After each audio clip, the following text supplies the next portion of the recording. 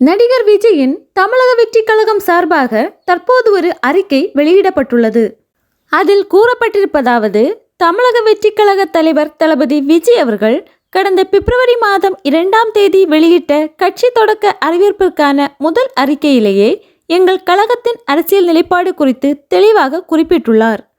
கழக தலைவர் அவர்கள் விரைவில் கழகத்தின் கொள்கைகள், கோட்பாடுகள் மற்றும் செயல் திட்டங்களை தமிழக வெற்றி கழகத்தின் முதல் மாநில மாநாட்டில் வெளியிட்டு, அதன் தொடர்ச்சியாக கழக உட்கட்டமைப்பு சார்ந்த பணிகள், தமிழகம் முழுவதும் மக்கள் சந்திப்பு பயணங்கள் என்று வரும் 2026ஆம் ஆண்டு நடைபெறவுள்ள சட்டமன்ற பொதுத் தேர்தலுக்கான ஆயத்த பணிகளை மேற்கொண்டு தேர்தலில் போட்டியிட்டு வெற்றி பெற்று மக்கள் பணியாற்றுவதுதான் நமது பிரதான இலக்கு என்று ஏற்கனவே தெரிவித்துள்ளார். எனவே அதுவரை இடைப்பட்ட காலத்தில் நடத்தப்படும் உள்ளாட்சி தேர்தல் உட்பட எந்த தேர்தலிலும் தமிழக வெற்றி கழகம் போட்டியிடாது என்பதை தெரிவித்துக் கொள்கிறேன்.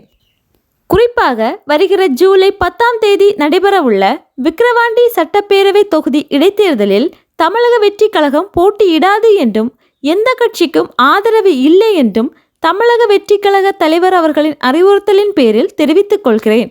இவ்வாறு அதில் எழுதப்பட்டுள்ளது.